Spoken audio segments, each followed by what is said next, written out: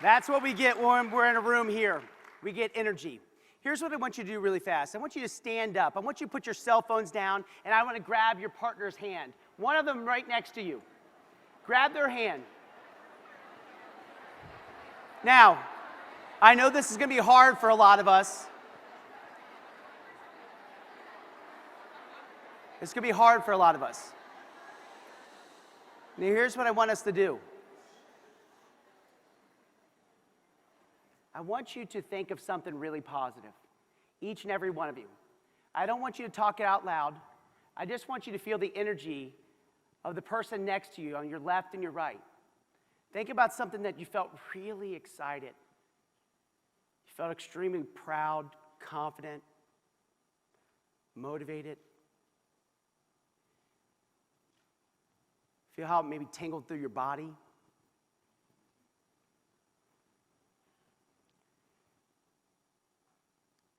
See, it's this energy when you come into a pure romance room. It's this energy when you walk into a SSW, a training, a world conference. See, you're bonded with somebody's else's energy that's right beside you. See, we need each other. We feed off of each other. The vibes we give each other, the love that we give each other. This is every time you walk in a room. I want you to feel these good vibes because I'm telling you right now, the people that are in here and feeling that positivity, you bet you can feel it through your body right now. Feel the excitement. Can't wait to get home. Rock out their business. Energy is contagious. And the people in this room, each and every day, give that staff the energy to continue to keep going. Patty, the energy to keep going. Me, the energy to keep going. The love that we have for each other, the respect that we have for each other, the energy that it brings to each other, and the positivity is priceless. That's the stuff that is the most important thing about pure romance. That's the heartbeat that we have here. Now, what I want you to do is I want to give you a big hug to the person that's right to your side, either your right or your left. Give them a big hug. I know that some of you guys don't like that, but I want you to give them a big hug and tell them, thanks for being here.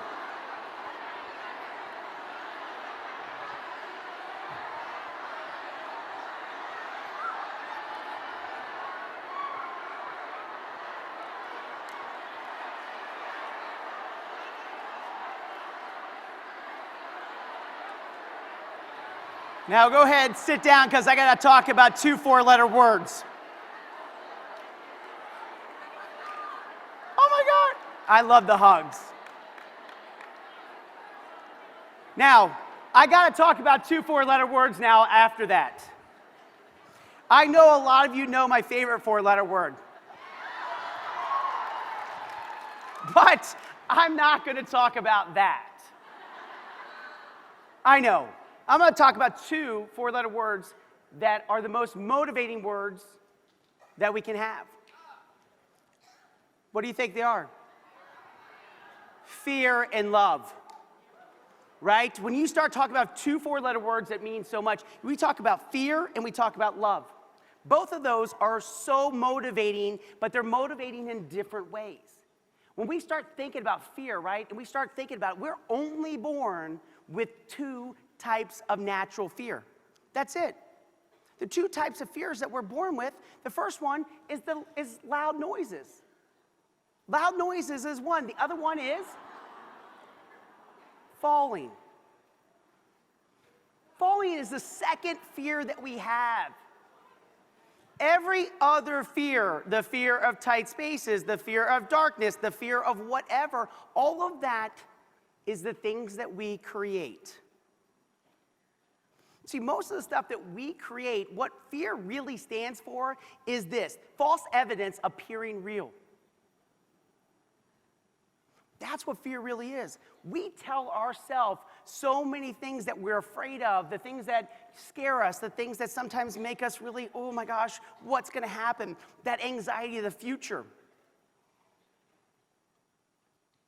When I think about that, it's crazy to think because I look at myself, and I have a lot of fears too. But the fears that we're only born with is falling and loud noises. Where did we create? How did all these fears get into our heads? Who made these things become our story? Who would we be without the story we tell ourselves? The issue that we run into is time. See, time starts feeding fear.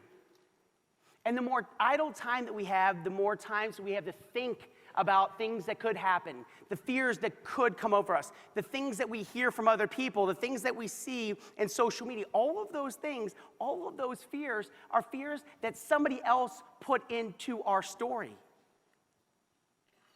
Somebody else told us to be afraid of those. See, when I think about fear, fear really has two meanings in pure romance, two meanings in the way that I live. Here's the two things you could think about. Fear, you can either A, you can forget everything and run, which some people like to do. A lot of people like to throw in the towel because it's easier to throw in the towel. It's really, really hard to sit back and say, you know what, I'm gonna face every freaking challenge that's in front of me, and I'm gonna rise from those challenges. It's easy to run away. It's easy not to face the things that give us the most challenge, the things that we can learn from each and every day. I think about the fear of the phone. Why do some people have a problem of picking up this? Why is rejection such a big fear? Why do we give that much attention to rejection? Because we watched on TV and see how somebody gets rejected or somebody tells us how they feel. Why is that fear of picking up that phone? Why is it that the fear of not knowing what if I win or if I'm going to lose? Are they going to book a party, not book a party? Why does the fear of knowing become important? Why does the fear of failing? See, I think failing to all of us is lessons that we can learn. I think the most successful people, and I bet you if you ask some of your top consultants, they've all failed a lot. They wouldn't be here if they hadn't failed, because ultimately to fail is to try, to push themselves and do things that nobody else will do, to push them into that state that most people do not like to get to. When I go around the country or I do business plans or I sit down and talk, like I talk to the staff and like I talk to the guests today, somebody said, what's the one thing that you deal with the most? Biggest thing that I deal with the most is people that dwell on fear. They sit there and they think that fear is anywhere and everywhere. Fear becomes a fortress for a lot of them. See, they sit in this guarded area because they don't want to get hurt. They don't want to take chances, so therefore, fear becomes this fortress that's around them. And they live in this state of fear. It's not only that they live in this state of fear, but it's crazy that fear sets in so much that it takes us to really step back and not go after opportunities that are in front of us. Opportunities that we sit back and think, man, I have the ability to be successful. We talked about that at SSW. Success, right? I sat in meeting room after meeting room after meeting room, listening to people talk about success. Most of them, success was paying bills on time. When I look at you, I look at your business, paying your bills on time, I think you have way more in you than you're giving yourself credit for. I think that you have way more to give than just paying your bills on time. See, what you got to remember, right, is money is man-made or machine-made. Success, that's what we make. Success is female-made, isn't it? Success is what you do. And I started thinking about that, but that's everywhere in life right now. I'm seeing that. People are just staying in this fortress, this protected area, because they don't want to get hurt. They don't want to feel the fear that goes through their bodies. They feel like every time they're going through something, they feel alone and they feel by themselves. Every one of my calls that I deal with a leader, the fear of failing, the fear of not being good enough, the fear, am I doing everything I should be doing for my team? how that same fear, that same lackluster piece that I see with people wanting to set these goals, wanting bigger, happens in my office just the same. I go in my office, and we have this chalkboard. And on this chalkboard, it said, hey, where's your favorite vacation spot to travel? Where, you could pick anywhere. You could pick the Bahamas. You could pick, Vegas. You could pick, Milan. You could pick South Africa, Australia, New Zealand. It doesn't matter. You could put anything on the board. And somebody put at home.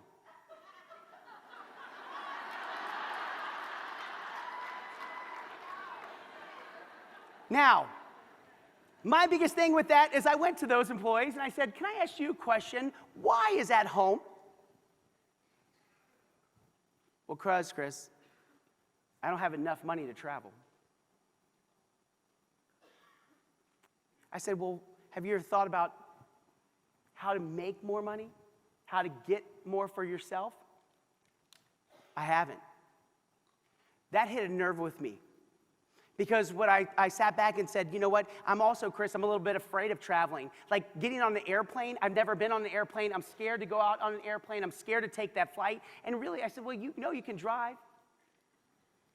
They're like, no, I don't know. I'm not really a good traveler. I said, how do you know you're not a good traveler? Well, because I've never traveled. I said, well, here's the problem. You cannot sleep your life away. You cannot stay at your house. You cannot stay in this protective area because you've never gotten on a flight before, because you've never traveled before, because you're uncertain about what it is to go out and travel. I don't want you to stay at home. I want you to experience this world. This is not a dress rehearsal. This is life. This is what you're playing for each and every day. I don't want you to live in this box. Most people live in a box. Most people watch a box, right? Most people drive to work in a box. They work in a box. This is what most people's lives are, because what is happening with them is the fear that goes through silences the opportunities that are in front of them.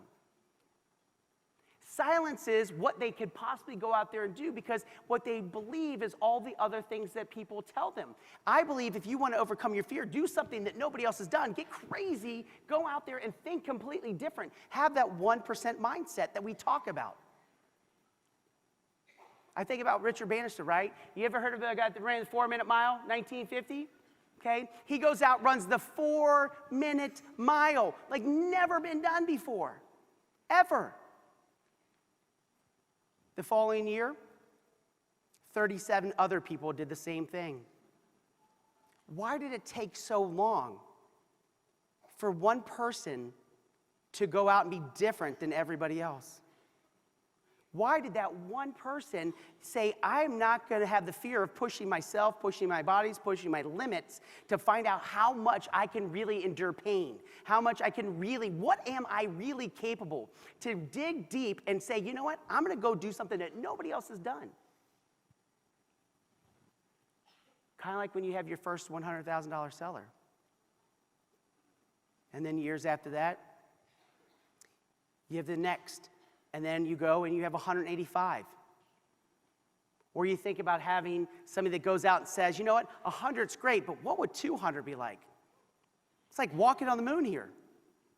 200,000. But then you sit back and think, gosh, I saw 200,000. I saw Amy Helsher break that record, $200,000. That's huge. What would it be like if I go out, I do 300,000? Now, if I would have sat some of you in a room in 2013, 2014, and maybe even 2016 and said 300,000, everybody like, shit. Chris, you don't understand. I mean, you do not understand. 300,000, that is a lot of money. Is it a lot of money because you told yourself it's a lot of money? I think about people that come up all the time and they say, you know what, Chris, I'm not interested in making, or selling 100,000. I'm not interested in going out there and earning President's Club. What I am interested is, how do I make $500,000? I am interested to understand that I'm not playing pure romance pay plan. I'm playing the pay plan of life. I want to go out there, and I'm not worried about what it is just to hit the minimums. I don't give a shit about your minimums. I don't care that it takes 2 to get my lifestyle. I want a better lifestyle than the offering that you're giving me, which is just 2, which is $100, $200, $300, $400. No, man, I want to go out there, and I want something way fucking bigger.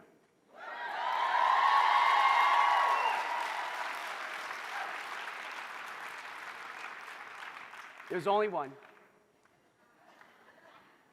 But it was, how do you get to that bigger mindset? And that mindset is that we have to understand that we cannot be fearful of success. We cannot be fearful of failure. We've got to understand that our bodies, people buy us. People buy our confidence. They buy what we tell them to buy because we are so freaking confident of what we sell, because we sell the best product there is in the world, which is us, you, each and every one of you. Now, one group in particular understands what I mean when I do this. Woo! Where's my future leaders at? Where are you at, future leaders that sat there yesterday? Stand up. Show me your pose. Give me your sound. Go ahead. What is your sound?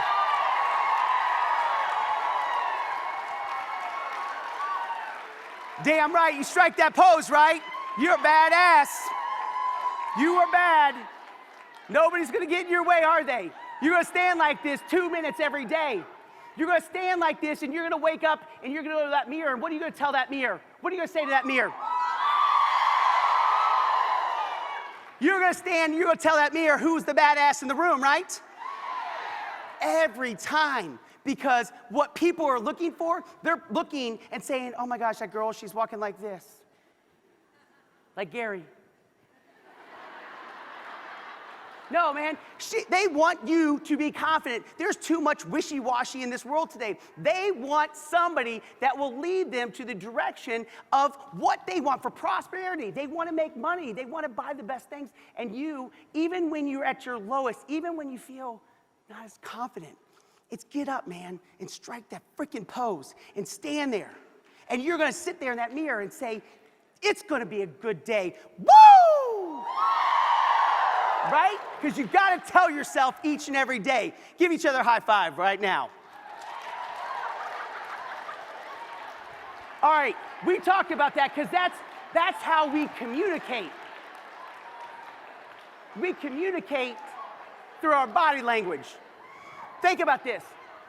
When you are really selling something, everybody thinks you're selling words or how you speak. You're not selling that. What you're selling is you're selling this. Stand up straight, man. Roll those shoulders back. Make sure you're using that tone. Breathe a little bit. Don't be the machine man or machine woman. Your words. See, what we have to do is we have to let our fear become our fuel. Now, can you imagine this? What if fear becomes our push, right? What if fear becomes our push? Like, if you think about this, getting pushed by the wind. Having the wind at your back does what? That's the momentum that you need. Not pushing like this and having it. Because if that wind's going, man, and you think about running and having that wind at your back, it's nice. See, we got to break free from this whole mental kind of fear base that we live. Too many people live in this world of fear.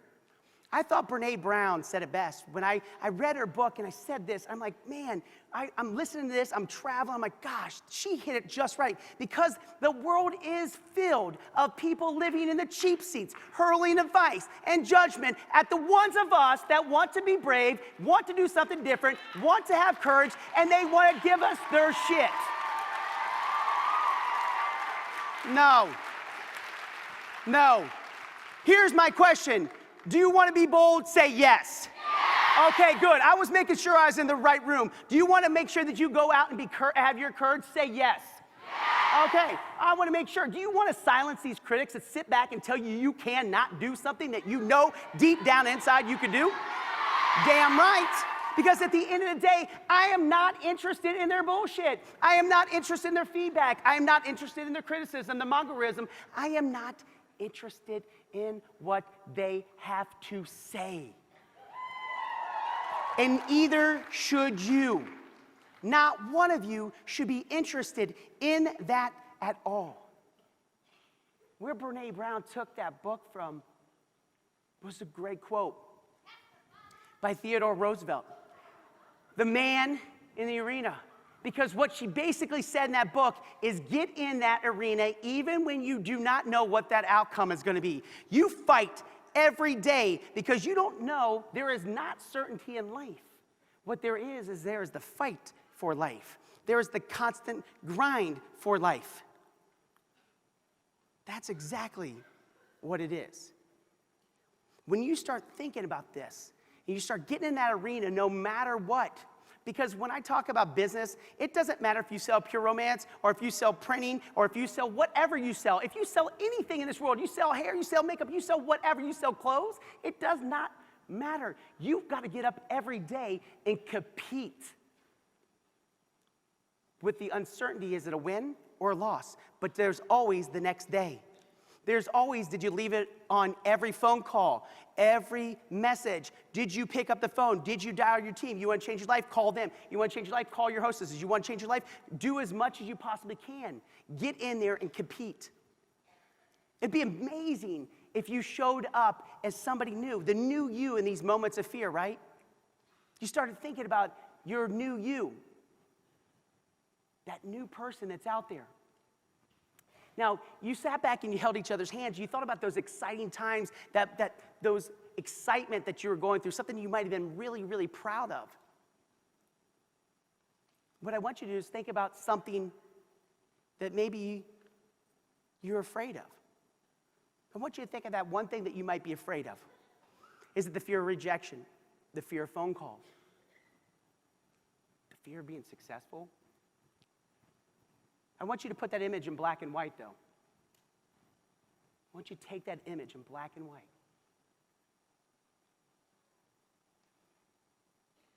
Now, I want you to take that awesome image of yourself, that one that you, when you're grabbing your partner's hand there, and you're feeling confident and everything was going your direction, what I want you to do is I want you to take that image, and I want you to shrink that image down. Like, I want you to take it, and I want you to shrink it down. I want you to make it as small as kind of a Rubik's Cube, right? Like, get it small and get it smaller.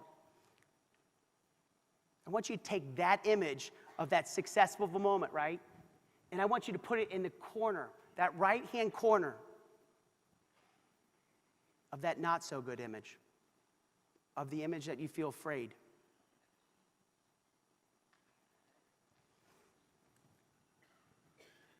And then, as quick as you can, I want you to take that image that you have, that really bright, beautiful image, that Rubik's Cube that's down the bottom, and I want you to take that image, and I want you to make sure that that image goes over top of that black and white image as fast as you can.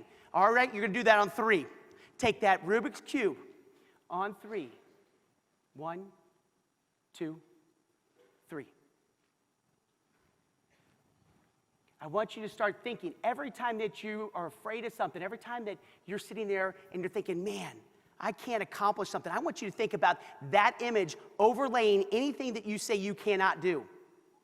I want you to think about that because I want you to understand that in life, it's about making sure that we jump into new things, new pieces of our life, new chapters of our business, jumping into new things that are going to make us excited about what it is that we do.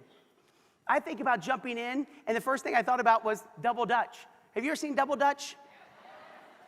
Right? If you think about Double Dutch, some of you need to think, I mean, you're like, oh my gosh, should I go to World Conference? Should I not go to World Conference? Should I go to World Conference? Should I not go to World Conference? I don't know if I have the money. I don't have the money. I don't know if I have the money. Yeah. Right? You have fun with it. You've got to sometimes just jump in and you've got to get things done. Shit, it's like when I started here. Most of the things I've done is with some sort of fear, man. Most of the stuff that I've done, I didn't know anything about direct selling. I just knew my mom did it. I didn't know anything. Not one thing. I think about even when we opened up our first market together, and I came and we talked about being at U-Haul and going to St. Louis and spending $30,000. We had $33,000 in the bank, man. We were recruiting 2 people a week at that time.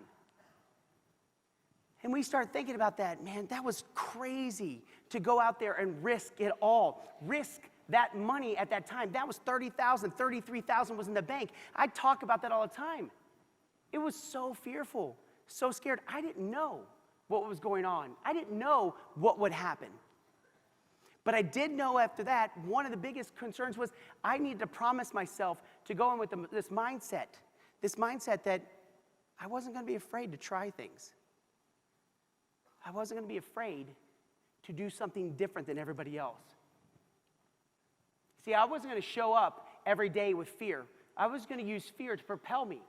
I needed to redesign something new. See, my mom, I got to see that firsthand of how she redesigned her life, how she went out there and she built a better life for us, and she was able to start providing for us. She redesigned it. She wrote her own new book. And I said, you know what?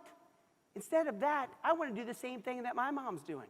I want to redesign my life because somebody showed me the way. Somebody showed me that there is this other life that I could live if I just take on these challenges, these lessons, overcome, know that I can't lose if I put all of the faith into myself. See, playing for my mom taught me to also start playing for my family, playing for my kids, and making sure that their life, not only doing that, but playing for our organization. A lot of this was done even before some of you were in the organization, even in the company.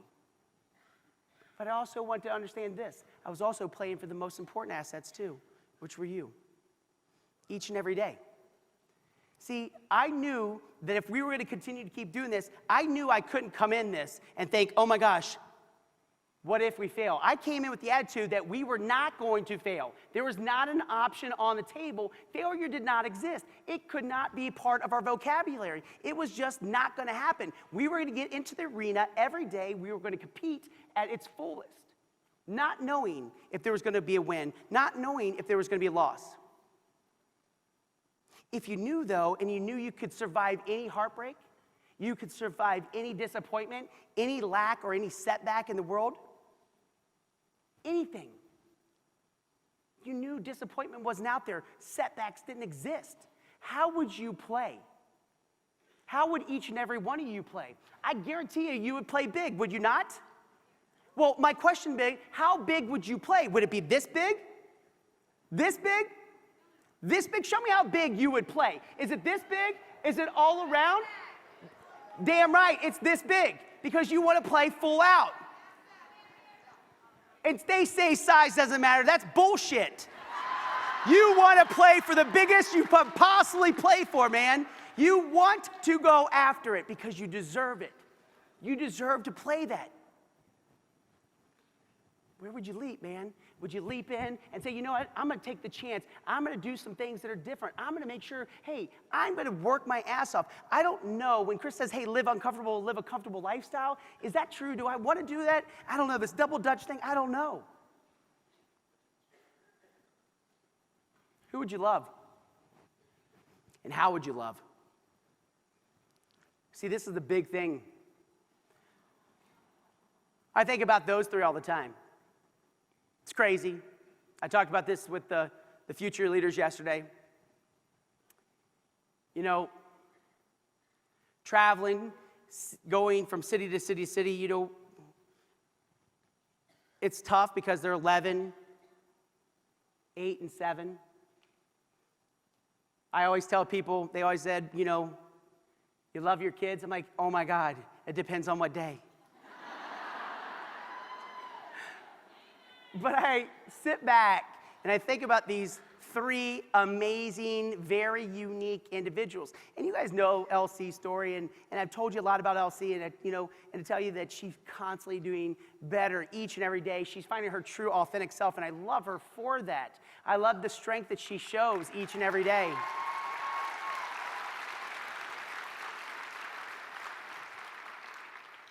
But one I haven't really talked about, you know, I tell everybody Macy's like raising my mother.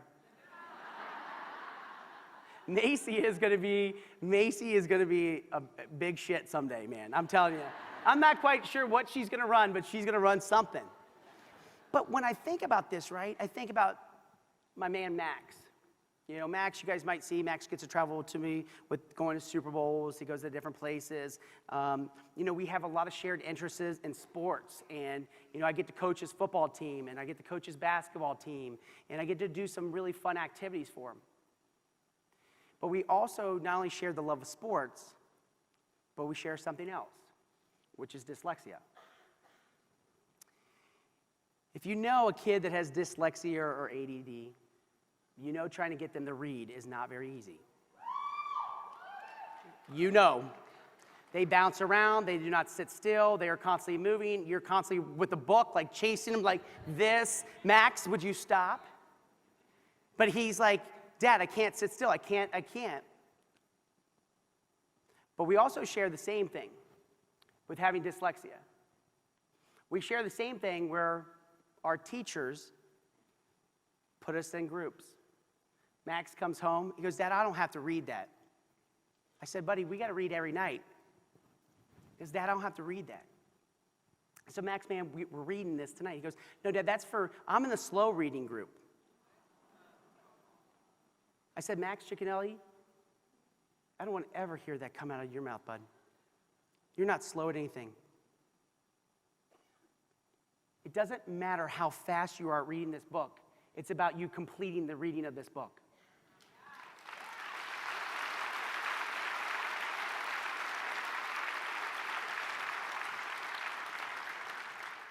And I said, here's the deal, man.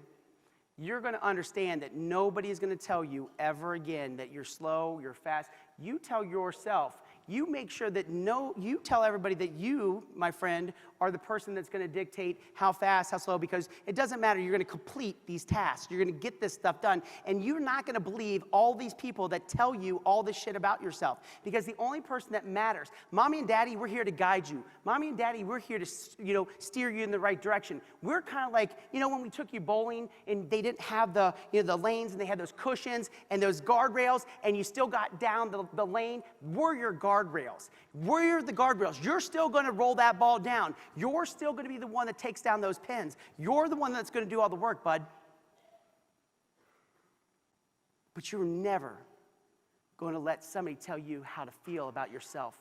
You, my friend, each and every day need to build this, because what I want you to understand is they told your dad the same thing. They told your dad that he should go do something with his hands. They told your dad that, you know what, you have to go out to the van to learn. And you know what? I had that inside of me for so long. I had this hate. I had this disdain about what people put, or a label that they put on. And I didn't know that I could do anything I wanted until I saw my mom be able to do what she wanted to do. And I get to see all of these women do what they want to do. And buddy, can I tell you, you got to understand, you could go out there and change the world. The world can benefit from you, man. The world can benefit, because each and every day I'm going out there and I get to go out and help people think differently of their lives. Give people opportunity. When you think about the fears, we think about those fears, those false evidence becoming real, right? And I have to think, we need to start turning our actions. The actions that we turn in fear, we got to make those nothingless. We got to make sure that we understand that we got to make every day our actions are going to dictate what we want. I don't want Max to pick up that book and be afraid because he thinks he's slow, because the easiest thing for Max to do is go, you know what, I'm slow. And guess what Max gets to do? He gets to quit to read, because you know what? Everybody else told him, no, man, no. You read that. I don't want you to be afraid of that book. It doesn't matter when it gets done. I want you to understand that the more times you read, the more times you face your fears, the fears that you have start dissolving. The fears that you have about going out there and reading, those start going away. Just like when I'm talking to consultants, I'm saying, look, the more times that you have hostess coaching calls, the more times you pick up the phone, the more times you're sitting down with your teams, the more you do that, the more you talk about your business. Not with 140 characters, but talk about it. sitting down, having discussions, you'll start seeing that those fears go and they start going away. They start dissolving. It's kind of like when you think about your first party till now. I guarantee you, the first party you had, you're fearful as shit. But now you think about it, man, you don't have that fear when you go into that party. You don't have that fear of doing it because you've done it so many times. See, you get to be the designer of your own destiny. You get to be the one that sits back and goes, I'm going to write my own story of my own life, and I don't care who else wants to be a character or not a character because it's going to be an autobiography. I want it to be me, and I'm going to talk about it because you've always had the pen. Each and every one of us had the pen. You guys are sitting here this week and saying, you know what? I want this better life. I want something different for me, different for my family. And that's exactly, we get to rewire our fibers.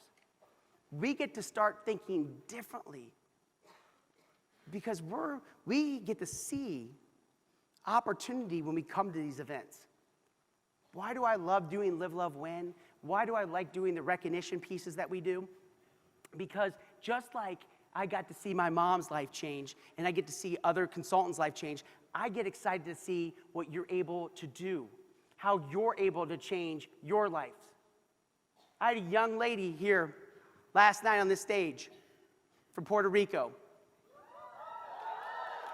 She was a daughter of one of our consultants. And she was so excited because she said more than anything,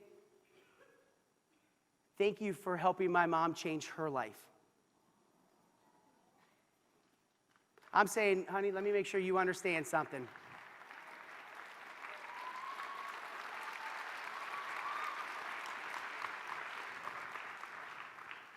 We just gave her the opportunity. Your mom changed your mom's life. Your mom changed your mom's life. See, your mom had to go to places that nobody else wants to go to. She had to work those long hours. She had to do things that nobody else wanted to do. She had to say things that nobody else wanted to do. She had to stay up and say, you know what, keep grinding even though I'm not making money right now. Keep working even though it's not coming in fast enough. Keep going to trainings even though that I feel like, gosh, sometimes I'm on that treadmill. Keep doing it. Keep going. Because most people want to give up. Most people want to give up.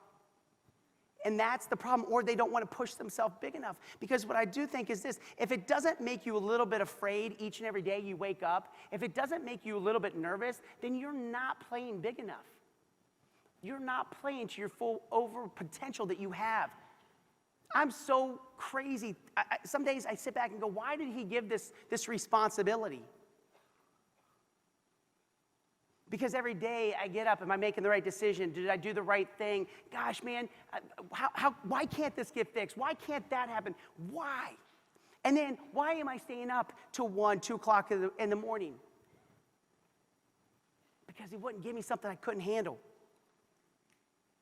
There's no way.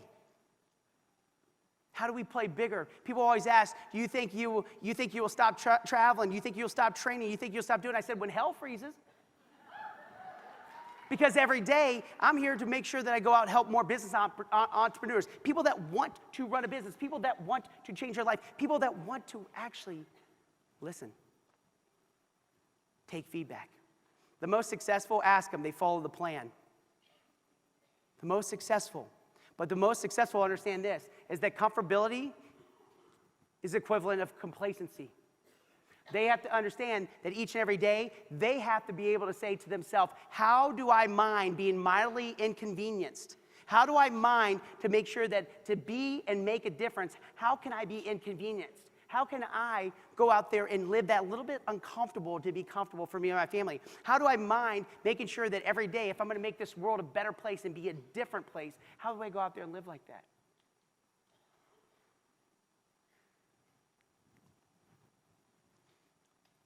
I'm going to give you a little secret.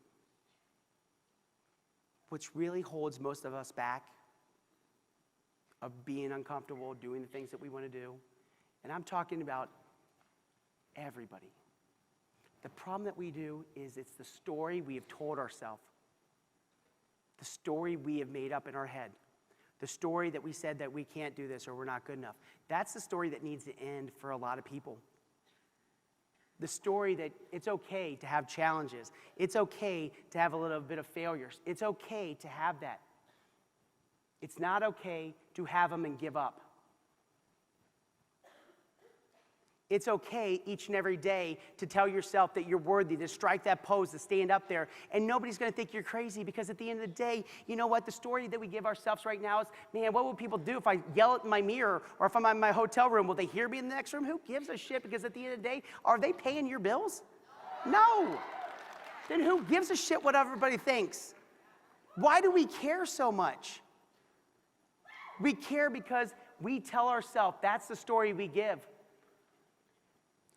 I think about going back to St. Louis and that day. That changed my whole life of overcoming fear. That whole thing, that day when the undercover reporter was there and ultimately started covering the new Tupperwares of the 2000s, all of a sudden you sit back and you think about us being in this hotel room, showing off 3 kits, hoping people buy the opportunity, getting 10 women in the room, and having 2 sign up.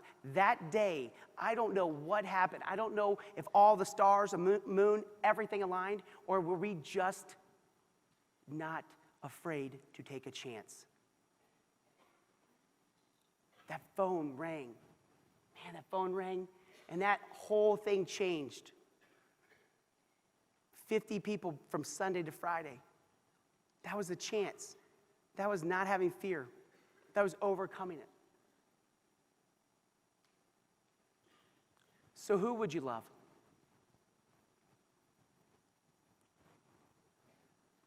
Love this guy to death. And teaching him that how I love him, how I want to make sure I give him as much as I possibly can each and every day. I'm hoping that he does the same when he has his kids. I'm hoping that he has the patience. I'm hoping that he has the drive to say, you know what, I'm going to follow you around even where you're at with that book, and I'm going to continue to keep going. If you want to go the other direction, because I want you to know I'm going to be here, because nobody's going to tell you that you're slow. Nobody's going to tell you can't finish anything, because at the end of the day, baby, you're mine. You're mine.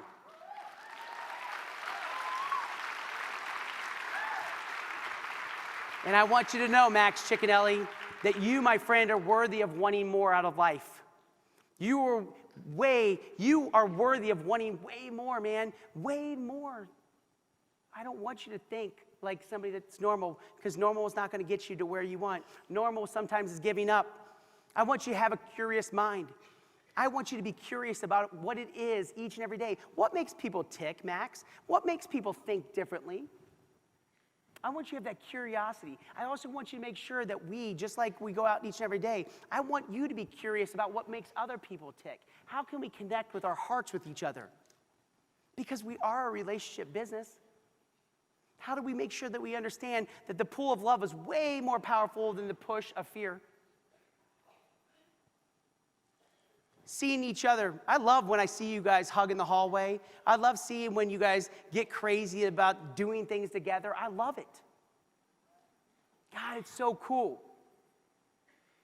That's like one of the best things about being part of this, is being able to see the pool of love.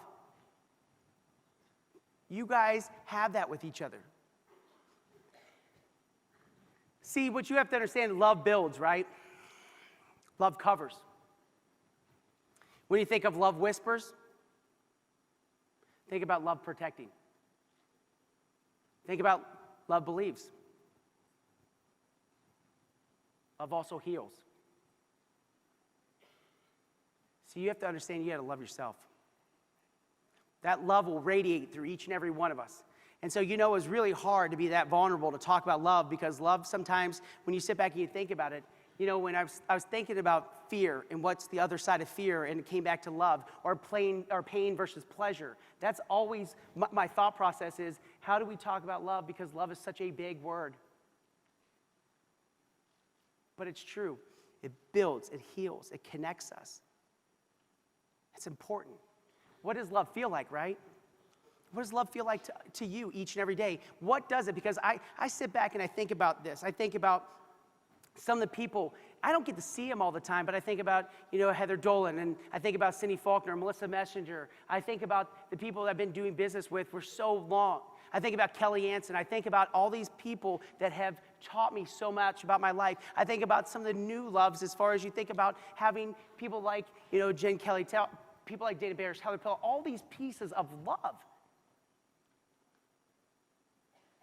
Every bit of the 30,000 people fill up it each and every day.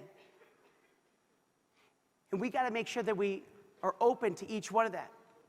You think about 5 disciplines of love, man. I was listening to this talk one day, and I thought about this. And one of the things is you got to think about loving unconditionally, right? No matter what, no matter the good, no matter the bad, we love unconditionally. There are days things aren't going to work out well for each and every one of us. There's days that we're going to fight. I think about that all the time. You know what? I'm going to love unconditionally because at the end of the day, we're family. I think about when I see Kelly Ellis Neal, hey, can I get 5 minutes just to talk? And I'm like, man, having 5 minutes is awesome. And being able to have that communication, because it's like coming to a family reunion when we see each other. Absolute courage and vulnerability. Being vulnerable. Being able to be open. I think about this, the law of power, positive intent. I think about every time I talk to Christina Howe. I think about, being positive and having intentions and making sure you're directing them in the proper way and seeing that and making sure that you stay to that positivity, because it's so easy in today's world to read everything else and go to the negative. It's so easy to go to our little apps and look at everything that's going on in the world today and go, gosh, man, it really sucks out there. Yeah, it does if you start listening to all that shit. It really does. And then we also have to make sure that we think about honorable language. What we say, we better mean. Don't tell somebody that you hate them, don't like them, you're going to leave them, because sometimes you're just wishing that into fruition. Might not be now, but our languaging is important. How we talk to each other. And when we say something, we have to understand that, my friends, is important. We have to honor the language that we're out there utilizing each and every day. We got to give freedom. See, we learn through love. That's how I've learned. I didn't know shit about pure romance. Didn't know anything about direct sales.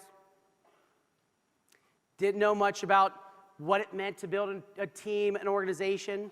But what I did understand is if you love unconditionally, you love deeply, you care, you stand behind what you say you're going to do, people will follow you. Because what most people are looking for is they are looking for those opportunities that are out there. The opportunities to find the same thing, to find the love, to find that, because that's important. See, I choose love.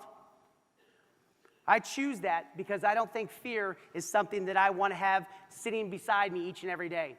I don't want to have that. Do you want love? No, do you want love? Yes. How much love? You want love? Say yes. Yes. All right, because I want you to have love. My question is, I want you to love your team. I also not only want you to love your team, I want you to love your business. I not only want you to love your business, but I also want to make sure you love your hostesses. Not only loving your hostesses, I want you to love your clients. Not only those clients I want you to love, but I want you to love the most important thing, yourself. Have a great conference.